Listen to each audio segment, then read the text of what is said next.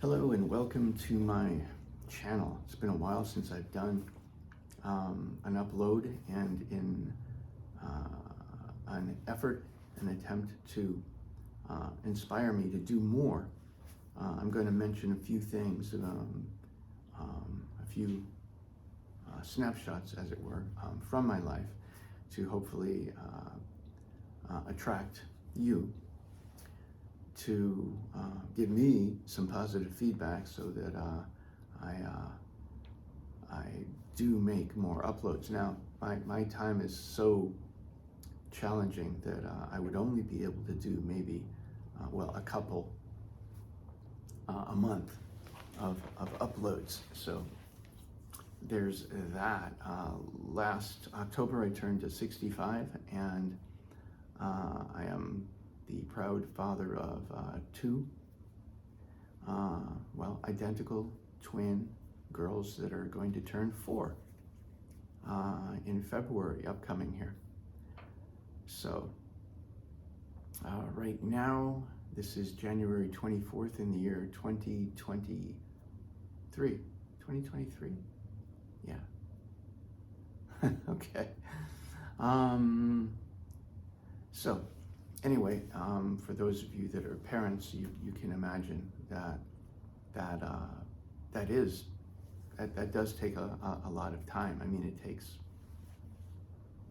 every second that I have, So I'll work it out, but just in a nutshell, I'll just say I feel I've not ever done anything as important in my entire life as being with my daughters and being involved in the process of helping them learn and grow. Also, they've brought to me a greater understanding in relation to, life and love. As a parent, if you are a parent, perhaps you already know that, the love you feel for your child is beyond description. It blows my mind. It does. I had no idea. So anyway, now, future uploads, stories, of course, we'll touch upon that. But right now I'm just doing a few snapshots. So, I started out as a child. I spent some time in an orphanage. It was a Catholic orphanage with nuns, and that was a long time ago. I don't know what they're doing these days, but back then they were wearing what they call the habits and all that, and the whole thing, the whole thing, the long dress, and which was part of the habit. None of those short skirt things or anything, and definitely no regular street clothes. Man, those things had to be uncomfortable. But anyway, interestingly enough, and yeah, I'll touch upon different things, and in future uploads, I will talk about certain things and go into greater depth, greater detail. But I don't know, there's probably been a lot of talk and information and probably books and everything written, but what's up with that nun thing? How come? I mean, it's even known. I mean, at least when I was growing up, it's like the kids that went to what they called a parochial school, where the nuns were their teachers and all that. I mean, nuns were known to be harsh, man. I don't know what it's like these days, but harsh. I mean, they come right out and whap you.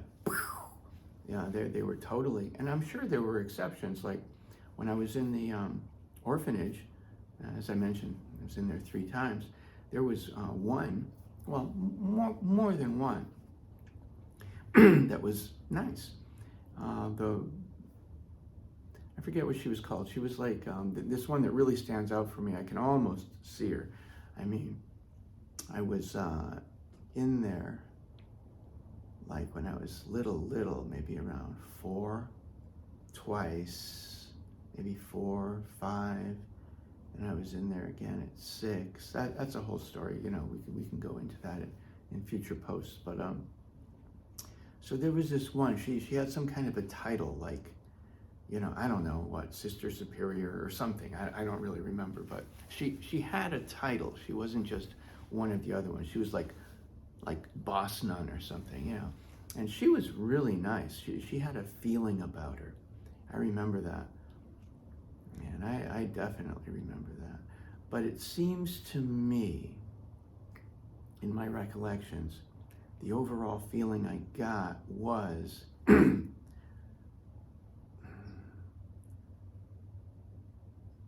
more felt impersonal or dangerous in a sense of watch out, they might hit you, than the ones that were glowing in that sense of wow, you know, I feel safe around this person, I feel good around this person, you know, that kind of thing. I meant more that didn't project, or I didn't get that experience from. Well, for example, I forget what it was about, but I was probably 6, and I was in the dining hall.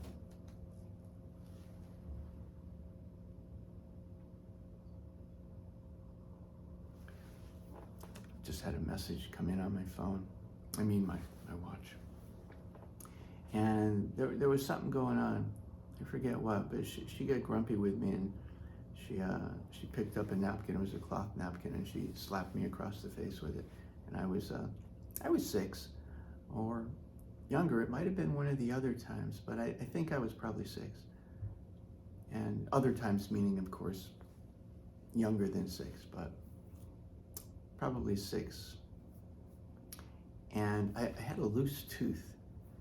And when she hit me, what happened with that? It knocked it out, and it made my mouth bleed, you know. And she was noticeably disturbed that she had caused me to bleed, you know. And me being 6, you know, I didn't say it out loud or anything, but I just thought that was great. It was like, serves you right for slapping me, you know, whatever. I have to looking at my watch, I have to interact on the message I just got, I think. Now I'll wait and see if another message comes in. So anyway, there was that. Yeah, like, I don't know, what's the background on that? Why, at least in the United States, why, excuse me, in the past, in my history, have nuns been so grumpy? I got a feeling it's not like that anymore. I just think maybe it's not. I have no clue, honest. But okay, moving along from that, and it just made me wonder. I've always wondered, like, you know, it's supposed to be part of, you know, this whole, I don't know, and that's a mess too. I guess we won't talk about religion, right?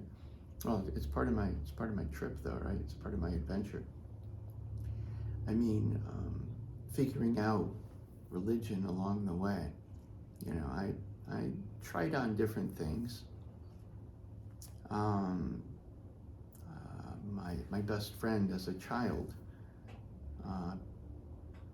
was Protestant. I went to his church a few times with him just to see what that was like. I thought it was the coolest thing ever that they got to drink wine. I don't know if they still do that. Maybe they do. But yeah, the Catholic side of things, at least back when I was, you know, a child, they did the communion wafer, right? And that's all we got. But my friend there, when I visited his church with him and went through the services and all that, and his version of Sunday school, those guys, they got wine. I thought that was really cool. I forget if they had a wafer. I don't think they had a wafer. I think they had wine. Yes, the Catholics had the wafer and the Protestants had the wine. Anyway, long time ago. So let's see, moving on from there. Well, it's been a long journey. As I mentioned, I checked out different types of religion, because ever since I was, knee-high to a grasshopper, as they say, ever since I was little, I've wondered, about life. What's going on anyway? I've just, as far as I can remember, always had the mindset of what, like that, like what, like what's going on? And moving around so much, foster home, what do you call it? Orphanage. 3 times, as I mentioned. And I say it like that, so the listener, the viewer knows it wasn't just a one-shot, boom, orphanage, not orphanage, like that. And the reasons for all that, I'll go into it a future video. But what I noticed in coming under the control, or whatever you want to call it, of different people, of different mindsets in a living environment, not just you go to school and your teacher has a certain mindset and you have to respond to it, but actually in living, day-to-day experience with different people, different mindsets, different ways of looking at things. I noticed the rules changed.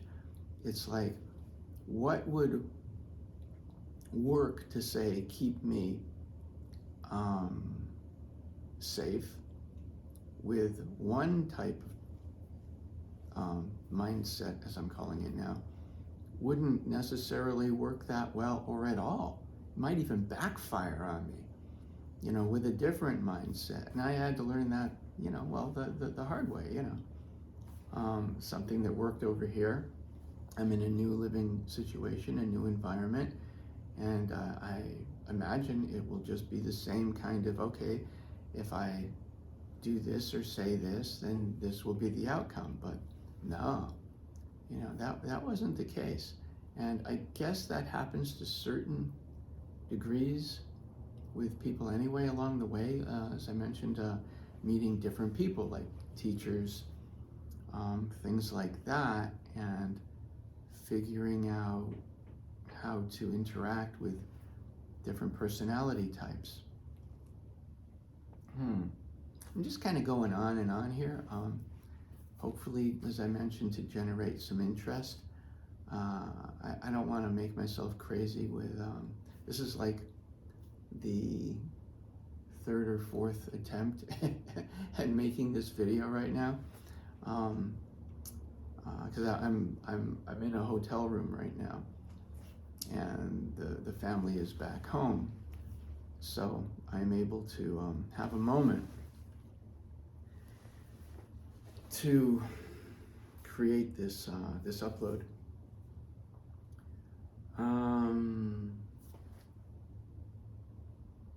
What was I saying? Where was I going? Yeah, just exploring different ways of interacting with people. And I guess the way my mind works, because not everybody's mind works the same way. I mean, that's something else we have probably all discovered along the way.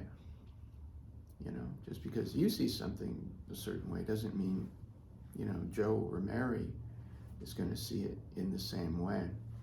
For example, when I was, I think I was like 11 or 12, I was talking to my buddy, and I was just going on about something. I was talking and talking and talking. We were sitting in my room, and then suddenly it occurred to me to ask him what he thought I was talking about, what he thought I was saying.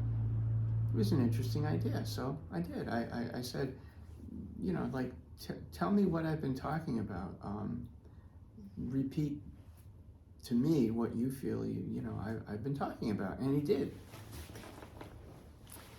And what happened next, affected my life. He went on to talk about what he thought I had been talking about, and it was so far off in many different ways. that for the next several decades, to varying degrees, but always with a focus towards it, I really, really made an effort to be more clear in what I was expressing.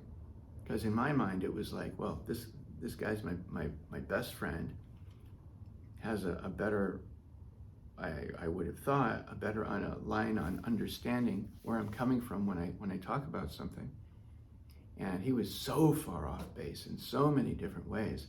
Yeah, it affected me way into the future and caused me to purposely seek to refine my communication skills. And like I said, that started like when I was like, I forget, like maybe like 12. Yeah. So that's really interesting. Communication, because as you can imagine now, I've made a study of it for a long time. Yeah, it's amazing sometimes that we can like talk at all or get ideas across in constructive ways. Just touching on that real quick, watch out if you text message. It is so easy for somebody to take out of context what is being said in a text message, because they're not able to hear the inflections. They're not able to, it's just a big part of that communication is not there. Easy, very easy for somebody to misread the meaning of a message. And that goes for hard copy too, letters, right? I keep bumping into my tripod. If you just saw the camera move a little. Okay, so moving right along. Maybe it has to do with the way my early life was in a state of upheaval. Orphanage, foster home, other things that I won't even go into right now. But yeah, I ended up caught up in substance abuse for decades. Just wasn't until I was 40 something that I actually managed to escape and not fall back into it. Many efforts and attempts before then, but I kept falling back into it. There are stories in relation to that for sure. Yeah, what an adventure. I just heard a sound out in the hallway and my thought drifted. Yeah, so some of my uploads will of course relate to that because we're talking years caught up in that. But fortunately, however you want to put it, through the grace of God or through the grace of the universe, however you want to term it, I did manage to come out the other side of that. But whew, what a trip. And let's see, well, I lived on a small mountain in northern Maine, off the grid from about 9.5 years, something like that. Windmill on the roof, solar panels, very rustic. It might sound cool, windmill on the roof and solar panels, but it was a very rustic, not really, hey, I've got plenty of money and I've got the best of the best on the roof there and the solar panels there. No, it was in some ways it was all held together with bubble gum and spit.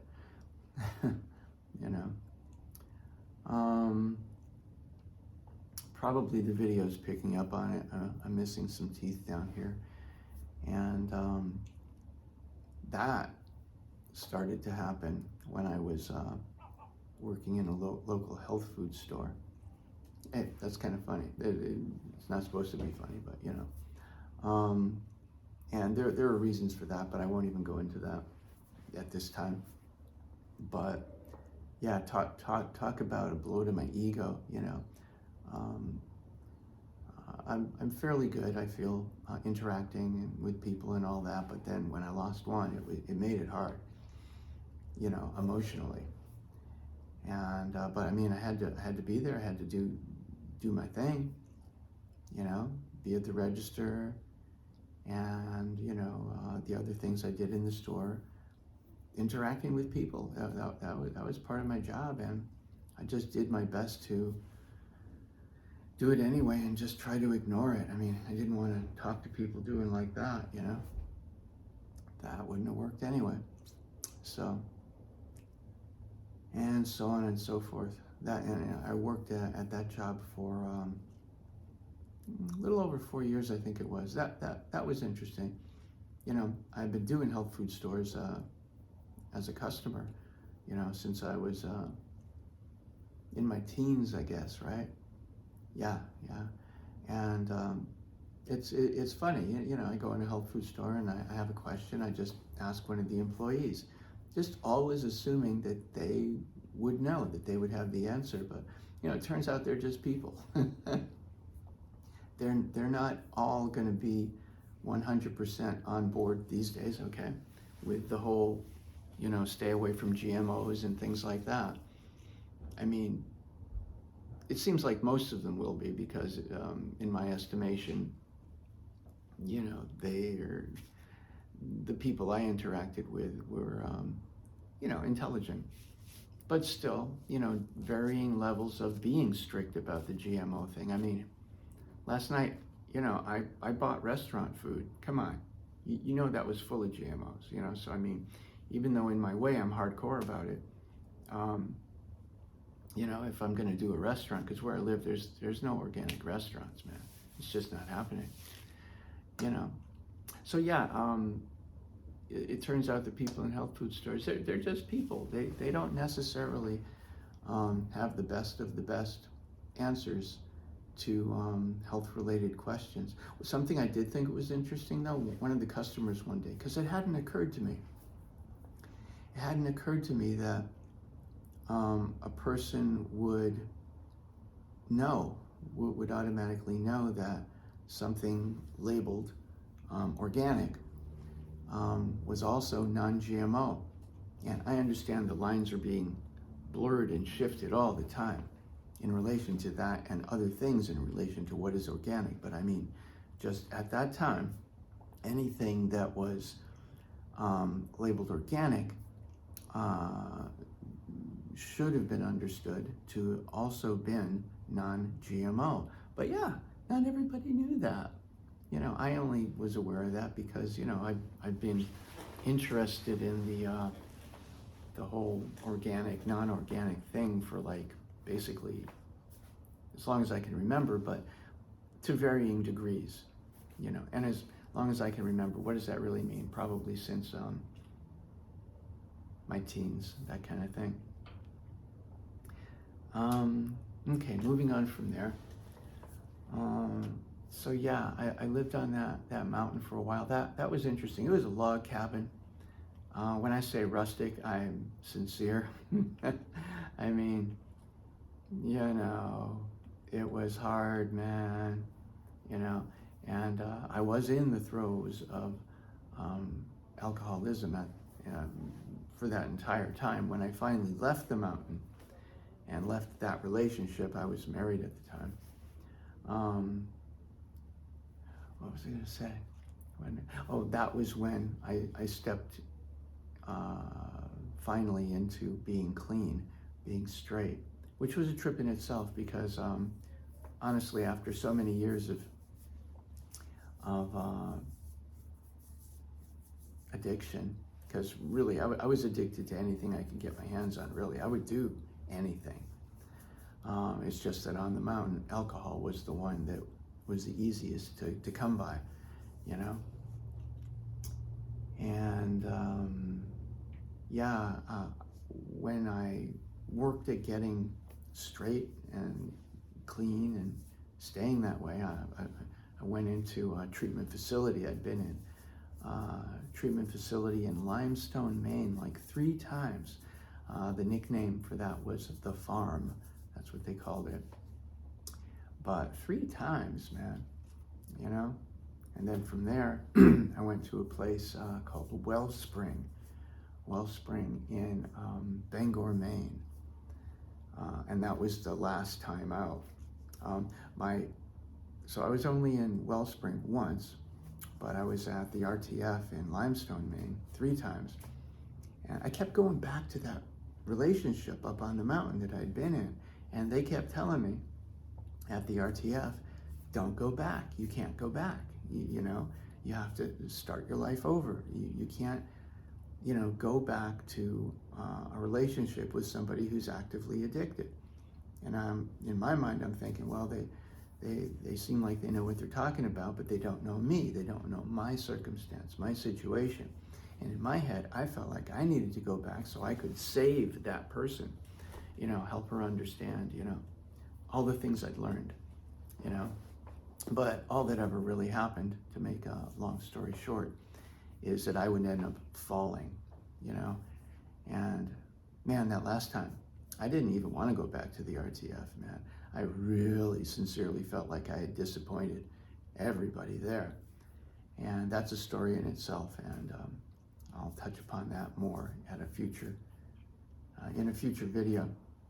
I may have some of that already on this channel.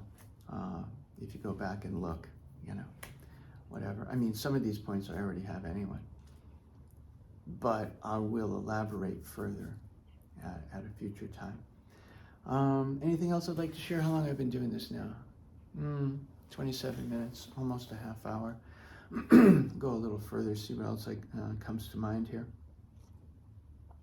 I went and spent some time in future years, way past, well, after the mountain. I've lived in Bangor, Maine, where I began my life again. Oh, that's what I was going to say. I didn't know how to live straight. I had no clue. I mean, come on. It wasn't until my, I forget now, mid-40s or something, that I was at that halfway house in Bangor, Maine. And I had no clue how a straight person lived. I really didn't, you know, so that was a journey in itself, literally. And after being on the mountain so long, hey, you know what, really? There's just small towns around where I lived, you know? And then I'm in Bangor, Maine, which to me was like a big city. I almost got nailed crossing the street. I did. There was this like area with, you know, lanes going this way and a light. And, you know, I wasn't used to that anymore. Like, what, 9.5 years on the mountain, something like that. And the only thing I had to know how to do up on the mountain was, you know, get out of the way of the moose. And they're big, so you want to get out of their way. But, you know, and then the nearest town was Madawaska, Maine, the nearest real town. The town I lived in was Lille, Lille, and I forget now. It had like maybe 200 something people, something like that. I forget. It's got to be bigger now. But Madawaska, well, you know, I don't even think they had a traffic light, you know, but it was the closest larger town to me. And I'm pretty sure they didn't even have a traffic light. Wow. So yeah, I almost got nailed by a taxi crossing the street when I was living at that halfway house, Wellspring, in Bangor, Maine. Bangor was nice. I liked it. Of course, I was there under challenging, stressful circumstances, trying to reinvent myself, you know, and living in a halfway house. More about that in future videos too. Okay, well, I guess I'll wrap this up now. I'm certain there's things that I'm forgetting, but you know, this is only a hey, maybe you want to visit my channel and listen to more. If you did find interest in this, please, if you could give it a thumbs up and maybe even leave a comment, let me know, you know, that you have some level of appreciation in what I'm attempting to do here. Or that you have some kind of interest. If there's something you want me to elaborate on, you know, it's like, oh, that sounded interesting. Can you tell me more about that? Yeah, then let me know. And I will perhaps make that one of my next future videos. Might even be the very next one. And yeah, because I really want to get this done. If you look at more videos on my channel, you'll see that I started out reading what I had been writing as a book. I had been attempting to write my autobiography, and then I would like sit and read it in front of the camera, and that just came off. You know, one day I looked at it, and well, for one thing, taking that time to write the autobiography, that had like stopped a while ago, you know, just because it wasn't the easiest thing for me to do, to sit down and do it. So then I got the idea, okay, let's not do that part, but just sit and do it, boom, like I'm doing now. You know, so it has a better flow to it. It feels more alive instead of just reading off a page. But you will find the older stuff where I am reading off a page here. And if you want to check them out, like, well, there's a few, there's several, but I think you'll agree that even if it's all choppy like this and I'm not editing it, it just still has a better flow. And yeah, I just don't have time to edit this, man, so, or girl, or whoever you are.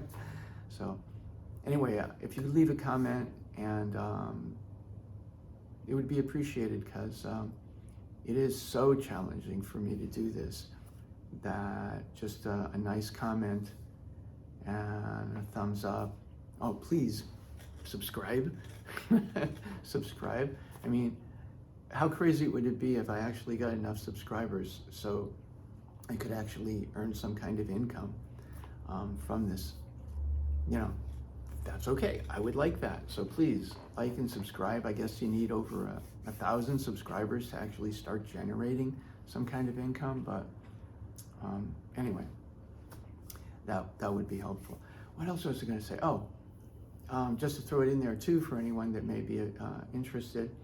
I eventually became a massage therapist. I did. And that was fascinating in itself. Very, very growthful wise. What's the word I'm looking for? In a spiritual sense for me. I didn't approach it from just a straight mechanical, hard set mechanical viewpoint. I approached it wanting to know those things, yes, but I could not help but embrace it from a spiritual side. I started to mention, I guess, earlier, I went on staff at a university in Iowa. I started to lead up to that. I forget if I mentioned it here. And I ended up working,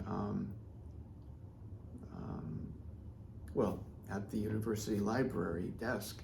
And that was very cool, because growing up, I'd always loved libraries. But that's another story too. So yeah, that's all I'm doing. I'm touching on a few different things here. Oh, okay. Before that, way before that, even before the mountain, growing up at one point, I hitchhiked down to Florida and worked the night shift at Lionel Play World. That was interesting. And from there, I ended up living at an Ishkan temple. And that's a whole story. How do you get from working the night shift, Lionel Play World, to living in an ISKCON temple. What was the city?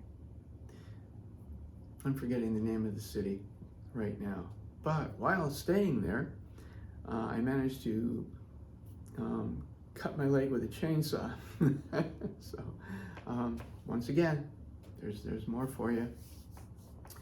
I don't mean while staying at Lionel Playworld. I mean, that fell away, and I ended up living in a temple, and I was helping to cut wood. I had experience with a chainsaw, so I was like, fine with it, no big deal. Being careful, as I knew how to be. And yeah, that's a story in itself. Okay, so wrapping it up. Oh, that university in Iowa, that was, the name of it was Maharishi University of Management. And so, yeah, that was a really enjoyable and at times stressful experience for me, but really appreciated it.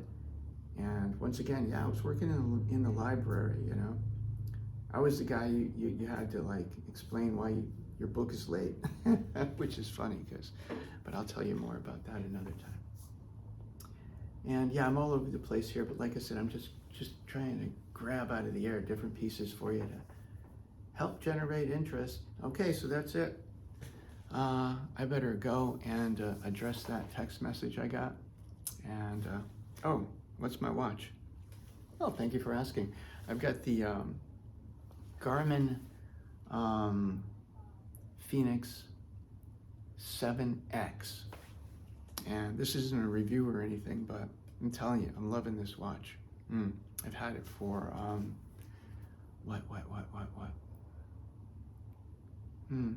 I don't know, maybe like 4 months now, something like that.